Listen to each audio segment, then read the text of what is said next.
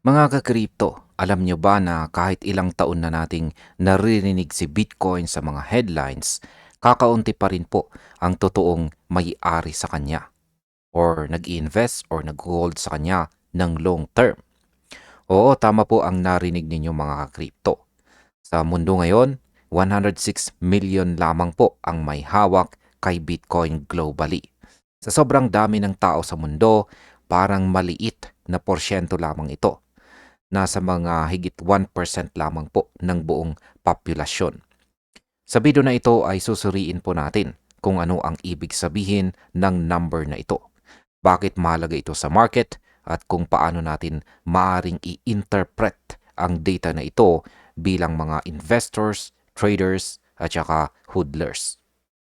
Kung interesado po kayong makita kung gaano pa kalaki ang potensyal ng Bitcoin adoption, manatili lamang kayo sa video na ito hanggang sa huli. At ayan, simulan po natin sa ating unang katanungan kung ano po ba ang ibig sabihin ng 106 million Bitcoin owners. Ayan, kapag sinabi po ng Bitbo na 106 million lang ang may-ari ng Bitcoin, hindi ito tungkol sa dami ng wallets. Marami po sa atin ang may higit sa isang wallet at may mga wallets din na pag-aari ng mga institutions, exchanges o custodians na nag-hold ng Bitcoin para sa iba. Ang importanteng tandaan po dito ay ito ay individual owners. Ang tunay na tao sa likod ng wallet, hindi lang account sa mga exchanges. Para sa isang technology na madalas ikumpara sa internet dahil sa potensyal nitong baguhin ang financial landscape, nagpapakita ito ng isang critical insight kung saan ay nasa early stages pa lamang si Bitcoin sa kanyang adoption curve. Halimbawa, mahigit po sa 5 billion ang active internet users ngayon. Kung i-compare po natin ito kay Bitcoin, malinaw na marami pang room para sa growth or paglago. Kung tayo po ay mga hodlers, traders o investors, ang 106 million figure ay nagsisilbing paalala na kahit medyo mainstream na si Bitcoin sa media, ang majority po ng mundo ay hindi pa kasama sa ecosystem. Ibig sabihin nito, ang potential upside pa rin ang pwedeng mangyari sa adoption-driven growth ni Bitcoin sa mga susunod na dekada. Ngayon ay paano naman po kinokonekta ang data na ito? Ang Bitbo ay gumamit po ng kombinasyon ng wallet activity, exchange data at saka on-chain analytics para makuha ang estimate na ito. Importante ring tandaan na hindi bawat wallet ay isang tao lamang. May ilang nag-hold po kasi ng maraming wallets at may mga institutional wallets rin na nag-hold para sa iba. Kaya para po sa market perspective, ang methodology na ito ay nagbibigay po ng insight sa real adoption kaysa sa simpleng bilang ng mga wallets. Halimbawa, kung titignan lang natin ang total number ng wallets sa blockchain, mas mataas ito kaysa sa 106 million. Pero ang mahalaga ay ang human owners sa likod ng mga wallets.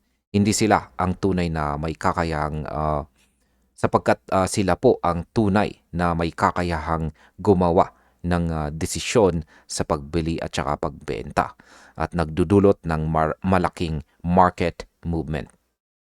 Kung titignan po natin ang long-term perspective, ang 106 million owners ay nagsisilbing benchmark kung tataas ito sa 200 million o higit pa sa susunod na dekada.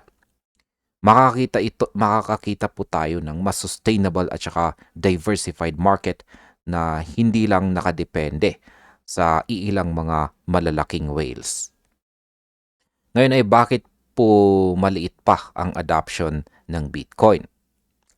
Kahit na sikat na si Bitcoin sa media at saka mainstream conversations, ang adoption rate ay relatively low. Kung i-compare po natin kay Ethereum o Solana, mas marami pong users ang mga ito sa recent years. Pero kapag pinagsama, hindi pa rin po umaabot sa adoption metrics ng traditional finance. Isa po sa mga dahilan nito ay ang complexity ng technology at saka security concerns. Marami pong tao ang natatakot mag-invest kay Bitcoin dahil kailangan mong i-manage ang private keys, wallets at saka exchanges. Ang ibang investors ay mas pinipili pong pumasok sa traditional financial systems dahil sa mas familiar at saka regulated po ito. Pero para po sa atin, bilang mga crypto enthusiasts, ito po ay opportunity. Kapag mas maraming tao ang nagkaroon po ng access at nakakaintindi kung paano po gumagana si Bitcoin, tataas ang demand at ma-improve ang liquidity sa markets. Ibig sabihin, ang market growth potential ay malaki pa rin. Ngayon ay ano naman ang market impact ng 106 million owners na ito? Sa market, ang bilang na ito ay nagsasabi na may stable base. Meron na pong stable base ang mga long-term holders. Ang 106 million na may-ari ay hindi po basta-basta nagbibenta.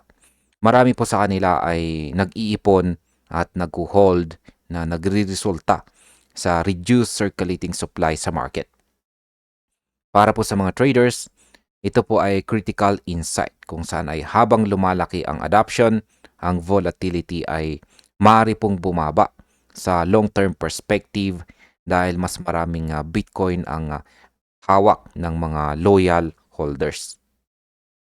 Para po sa short term, expect pa rin po tayo ng mga price swings, lalo na kapag may bagong institutional entry o regulatory news. Sa kabilang banda, para po sa mga institutional investors, ang low adoption rate ay nagsasabi po or nagpapakita ng isang upside potential. Kung mas marami pong retail at saka institutional players ang pumasok, tataas po ang demand at ito po ay mag-i-expand ang market cap ni Bitcoin. Ngayon ay ano naman po ang pwedeng mangyari sa future adoption ni Bitcoin? Dahil po sa growing institutional interest, global macro uncertainty at development ng Layer 2 solutions sa Bitcoin network, marami pong factors na pwedeng mag-push ng adoption sa susunod na mga taon. Ang Layer 2 solutions tulad po ng Lightning Network ay nagpo-provide ng faster transactions at saka lower fees na magpapadali sa paggamit ng Bitcoin sa daily transactions. Kapag mas accessible ito, mas maraming tao ang maiingganyong mag-participate. Sa macro perspective, kapag patuloy po ang economic uncertainty o inflation sa fiat countries, maraming tao ang maghahanap po ng store of value alternatives. At si Bitcoin ay isa po sa pinaka-logical na choices. Kaya kahit 106 million pa lang ang owners ngayon, may significant or malaking room para sa paglago na maari pong magdala ng bagong market cycles sa hinaharap. At bilang panghuli, ay ano naman ang aking masasabi tungkol dito? Para sa akin, ang figure na 106 million Bitcoin owners ay parehong achievement at saka reminder. Ang achievement, yan, ay dahil nakamit na ni Bitcoin ang milestone na ito bilang financial asset. Ang reminder naman ay dahil malaki pa ang potensyal na hindi pa natap sa global market. Para po sa ating lahat, ito ay magandang pagkakataon para i-evaluate ang investment strategies natin, bantayan natin ang adoption trends, at maging handa po tayo sa mga bagong developments sa crypto ecosystem. Kung titignan po natin si Bitcoin bilang early stage technology at saka financial asset, malinaw po na opportunity pa rin ang paglago ng wealth o kayamanan at portfolio diversification sa pamamagitan ni Bitcoin. Tandaan po natin na habang lumalaki ang adoption, mas marami pong pwedeng mag-benefit. Pero kailangan po natin na maging informed, disciplined at saka strategic sa pag-manage ng ating mga holdings. Si Bitcoin ay hindi lamang po currency. Isa itong evolving protocol na patuloy na nag-i-influence sa global finance landscape. At ayun, hanggang dito na lamang po tayo sa video na ito mga ka-crypto. Maraming salamat sa panunood.